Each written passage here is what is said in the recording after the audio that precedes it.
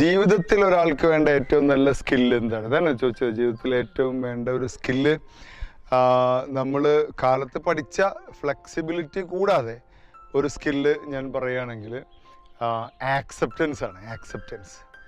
Acceptance ആ വാക്കൊന്ന് പറഞ്ഞു നോക്കിയാൽ ആക്സെപ്റ്റൻസ്.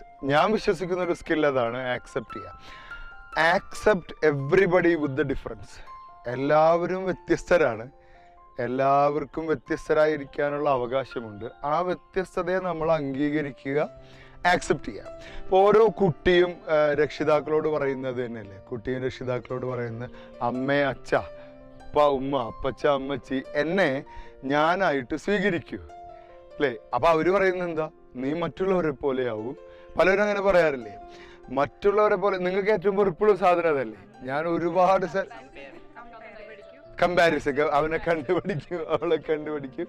ഏറ്റവും വെറുപ്പുള്ള, ഞാൻ ഒരുപാട് കുട്ടികളോട് ചോദിച്ചിട്ടുള്ളത്, നിങ്ങൾക്ക് ഏറ്റവും വെറുപ്പുള്ള ഒരു ഡയലോഗ് പറഞ്ഞ് അവനെ കണ്ടുപിടിക്കൂ, അവളെ ബാക്കിയൊക്കെ നമുക്ക് സഹിക്കാം, അവളെ കണ്ടുപിടിക്കും.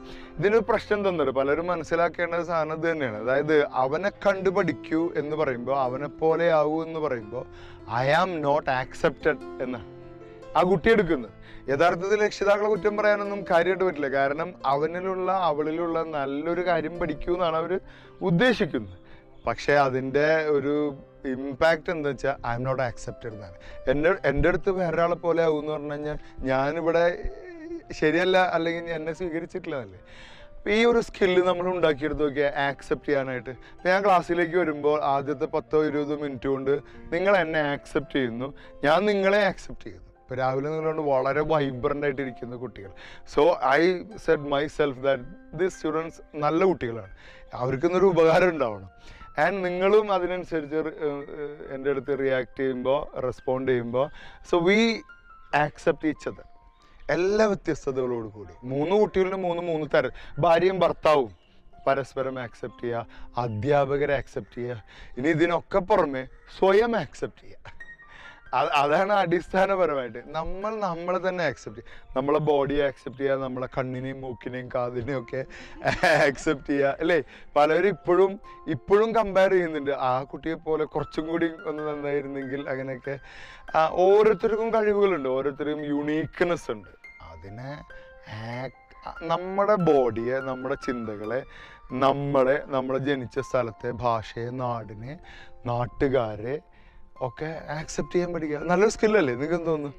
നല്ല സ്കില്ലേ ആക്സെപ്റ്റൻസ് എന്നുള്ളത്. ആക്സെപ്റ്റൻസിൻ്റെ റിഫ്ലക്ഷൻ കുറേ ഉണ്ട്. നമുക്ക് ഒരു അപരിചിതനെ നോക്കി സ്മൈൽ ചെയ്യണമെങ്കിൽ, അപരിചിതനെ നോക്കി പുഞ്ചിരിക്കണമെങ്കിൽ അയാളെ ആക്സെപ്റ്റ് ചെയ്യണം, അല്ലാതെ പറ്റില്ല. ഒരു പരിചയമില്ലാത്ത ഒരാളോട് പുഞ്ചിരിക്കുമ്പോൾ, ഇപ്പോൾ ഇയാളിവിടെ വന്നിട്ട് കുറച്ച് നേരത്തെ വന്നിട്ട് പുഞ്ചിരിക്കുമ്പോൾ, അപരിചിതനായ കൂട്ടുകാരാ, ഞാൻ താങ്കളെ അംഗീകരിക്കുന്നു എന്നാണ് അതിൻ്റെ അർത്ഥം.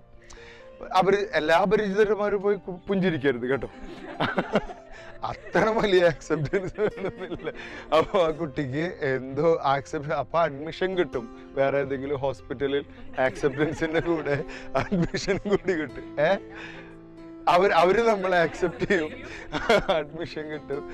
അപ്പോൾ പിന്നെ അത് എല്ലാവരും അല്ല, പക്ഷെ നമുക്ക് പുഞ്ചിരിക്കാൻ, മലയാളിക്ക് പൊതുവെ ഒരു പുഞ്ചിരി കുറവാണ് അല്ലേ. പൊതുവെ ഒരു പുഞ്ചിരിക്കുന്ന ശീലം നമ്മൾ പഞ്ചാബിലും പുറത്തൊക്കെ പോയി കഴിഞ്ഞാൽ നന്നായി ഇടപെടുന്ന കുറേ.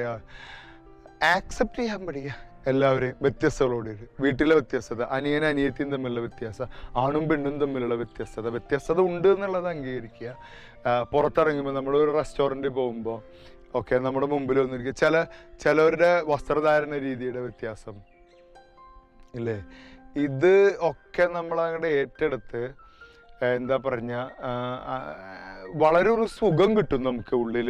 ഒരു മനുഷ്യനെ നമ്മൾ അംഗീകരിക്കുമ്പോൾ, ആക്സെപ്റ്റ് ചെയ്യുമ്പോൾ, ചില മക്കളുടെ കുസൃതികളൊക്കെ എന്താ പറയുക അംഗീകരിച്ച് ആ കുട്ടികൾ അങ്ങനെയല്ലേ എന്ന് ചിന്തിക്കുമ്പോൾ അവരോട് ദേഷ്യം വരാം. അവരോടൊന്നും ലോജിക്കലായിട്ട് ചിന്തിക്കാൻ പോലും നമുക്ക് പറ്റില്ല. ചെറിയ കുട്ടികൾ ബഹളം ഉണ്ടാക്കുന്നത്, തല്ലി പൊട്ടിക്കുന്നത്, ഞാൻ പാരന്റിങ് ക്ലാസ്സിൽ പറയാറുണ്ട്, കളിപ്പാട്ടം പൊട്ടിക്കുന്നവനാണ് കുട്ടി, ചുമരിൽ വരയ്ക്കുന്നവനാണ് കുട്ടി. അതാണ് കുട്ടി. അല്ലാത്ത കുട്ടി അമ്മയുടെ പോലെ കുട്ടി ചിന്തിക്കുമോ? ഒരിക്കലും.